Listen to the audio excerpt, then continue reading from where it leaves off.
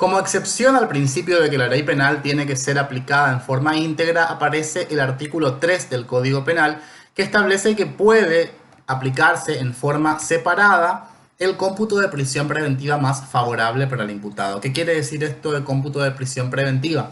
Cuando una persona comete un delito y existen posibilidades de que entorpezca la investigación o que se dé a la fuga, puede decretarse la prisión preventiva, es decir, el sujeto se va a encontrar privado de su libertad durante la celebración del juicio, durante todo el proceso penal, ¿sí? Y al momento de dictar la sentencia, si esa persona es condenada, el tiempo que estuvo en prisión preventiva tiene que computarse como cumplimiento, ¿sí?, de esa condena. Por ejemplo, yo cometo hoy el delito de homicidio. Para que yo no me fugue, me decretan la prisión preventiva y estoy un año en prisión preventiva. Luego de ese año se celebra mi juicio y me condenan a 10 años de prisión. Bueno, ese año que pasé en prisión preventiva me lo tienen que computar, me lo tienen que descontar bien.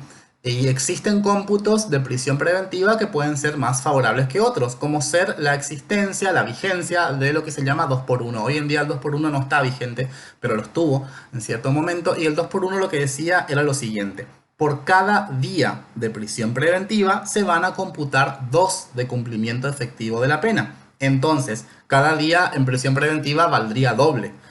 ¿A qué conclusión, qué efecto práctico tiene eso? Que si yo estoy un año en prisión preventiva durante la vigencia del 2 por uno, en realidad estuve 2 años, se considera que estuve 2 años. Y a la hora de computarse ese año, a esos 10 años que dijimos que me condenaron, me van a restar 2 y solamente tengo que cumplir 8 más.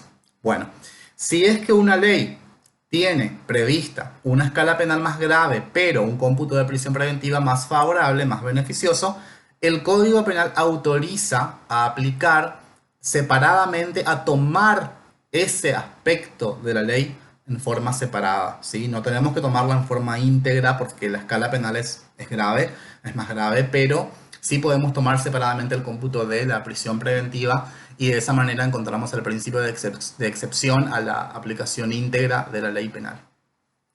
También tenemos que analizar la problemática de las leyes temporarias o excepcionales.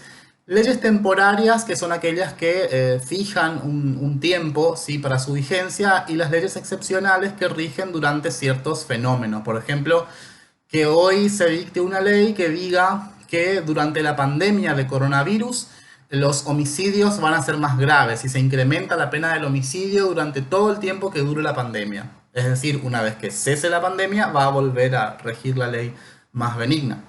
Bueno, se entiende que hoy en día no tiene sentido dictar esta clase de leyes. ¿Por qué? Porque son siempre más gravosas. No tendría sentido que sea más beneficiosa porque sería como una oferta: miren, vengan y durante este tiempo cometan un delito porque es más barato, digamos, ¿sí? No, siempre son más gravosas las leyes temporarias o excepcionales. Entonces, ¿qué pasa? Si yo cometo hoy un homicidio, por ejemplo, que se considera más grave, hay una ley que dice, una ley excepcional que dice que es más grave matar a otro en tiempos de pandemia, de coronavirus, me van a condenar, ¿sí?, con esa ley, ¿sí?, teniendo en cuenta un homicidio ya agravado, ¿sí?, por esa ley excepcional. ¿Qué pasa? En algún momento, cuando cese la pandemia, si cesa, ¿sí?, si en algún momento cesa la pandemia, vuelve a regir la ley más benigna. Con lo cual, a mí me deberían de modificar la condena, ¿sí? Deberían graduarme de nuevo la pena, seguramente, porque vuelve a regir la ley más benigna. ¿Por qué es esto así? Porque estos principios de aplicación de la ley más benigna tienen rango constitucional a partir de 1994, a partir de que la Convención Americana de Derechos Humanos, Pacto de San José de Costa Rica, goza de jerarquía constitucional. A partir de ese momento, una ley inferior, dígase temporaria o excepcional, no puede entrar en colisión con lo que dice la Constitución Nacional. En conclusión, no tendría sentido dictarlas hoy en día, porque siempre el restablecimiento, ¿sí?, de la situación anterior, cuando vuelven a regir las leyes más benignas, habría que volver a aplicarlas y con eso se generaría un problema, digamos, y no tendría ningún sentido que existan leyes temporarias o excepcionales, que son siempre más gravosas, puesto que existe un rango constitucional respecto de estos principios y una ley inferior no podría ir en contra de los mismos. Bueno, También estos principios de aplicación de la ley más beneficiosa rigen respecto de las llamadas leyes intermedias. ¿Qué pasa? Puede ser que durante el proceso penal yo cometí el homicidio durante la vigencia de la ley A. Mi proceso penal duró mucho, entonces cuando se está celebrando ese proceso, esa ley A es derogada y aparece la ley B. También se deroga la ley B y aparece la ley C. Entonces hay tres leyes en colisión. Si yo cometí el delito durante la vigencia de la ley A y me van a juzgar durante la vigencia de la ley C, ¿cuál de las tres leyes tenemos que aplicar? Siempre la más benigna. Eso lo dice el párrafo segundo del artículo 2 del Código Penal, mejor dicho, ¿sí? Dice que hay que aplicar también en el tiempo intermedio la ley penal más benigna. ¿Qué pasa si la ley penal más benigna es la B? ¿Sí? La ley intermedia también hay que aplicar, como dijimos, ¿sí? Entonces se va a dar un fenómeno muy particular, ya que la ley B va a ser retroactiva por una parte, porque se va a aplicar hacia el pasado, ¿sí? Hacia hechos que sucedieron antes de su entrada en vigencia, y también es ultraactiva porque a pesar de estar derogada se sigue aplicando, ¿sí? Entonces el fenómeno de la ley intermedia sí tiene esa característica, va a ser retroactiva. Por un lado, se aplica para el futuro, para un hecho, ¿sí?, delictivo cometido antes de su vida legislativa, y se va a seguir aplicando a pesar de que su vida legislativa ya cesó. ¿Sí? Ya la ley B ya no está vigente la ley C que la derogó, bien, y también hay que aplicar entonces en conclusión estos principios cuando hablamos de leyes intermedias. Incluso se deben aplicar estos principios por sobre la cosa juzgada. ¿Qué quiere decir esto de aplicar estos principios por sobre la cosa juzgada? Por ejemplo, yo cometí el delito de injurias. Los delitos de injurias antes de 2009 tenían pena de prisión, ¿sí? Tenían prevista la pena de prisión. Y yo fui preso por injurias, agoté toda la pena, ¿sí? Ya fui condenado, cumplí toda mi condena en forma íntegra, ¿sí? Estoy en libertad. Y después, en 2009, ¿sí?, se deroga la pena de prisión para las injurias y se la reemplaza por la pena de multa, ¿sí? Bueno, ¿qué pasa? ¿Qué sucede si yo cometo un nuevo delito que tenga prevista la pena de prisión?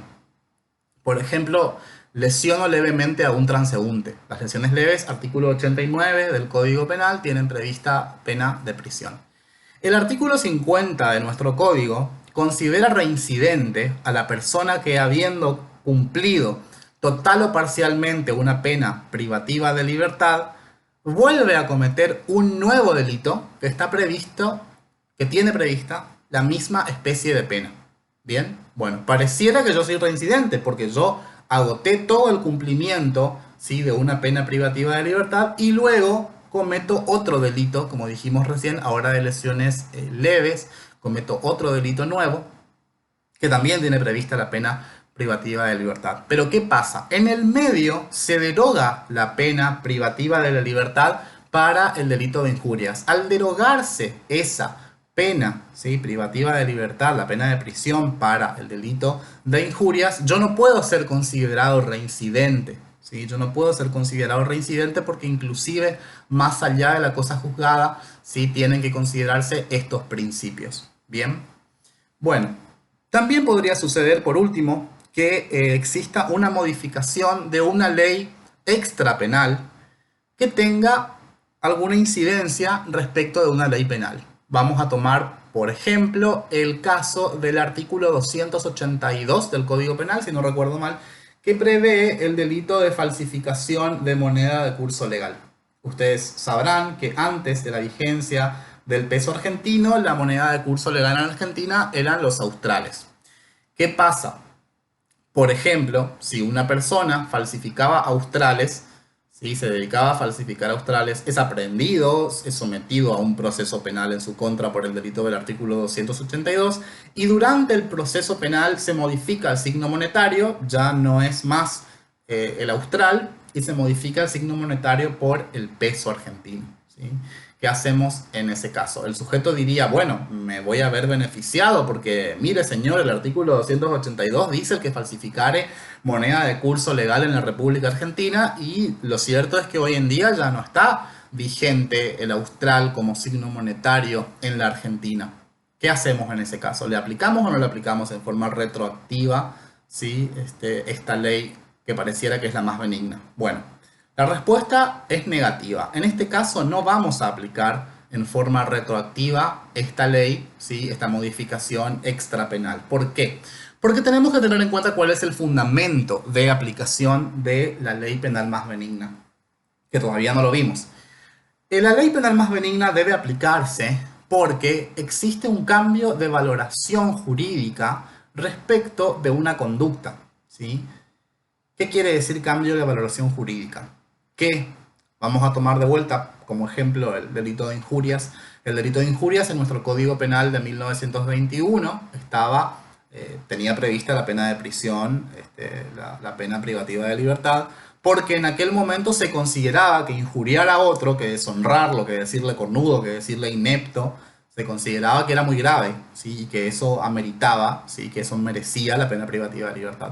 Hoy en día consideramos que no, hoy en día consideramos que ya no es tan grave, entonces a lo sumo podrá imponerse una pena de multa, pero la pena de prisión parecería como excesiva. Entonces, si existió un cambio de valoración jurídica, quiere decir que ahora ya no consideramos tan grave, ¿sí? No consideramos tan grave esa conducta, ¿sí? Decimos, bueno, antes tenía pena de prisión porque la considerábamos muy grave esa conducta, pero hoy en día ya no, ¿sí? Entonces solamente le vamos a aplicar una pena de multa.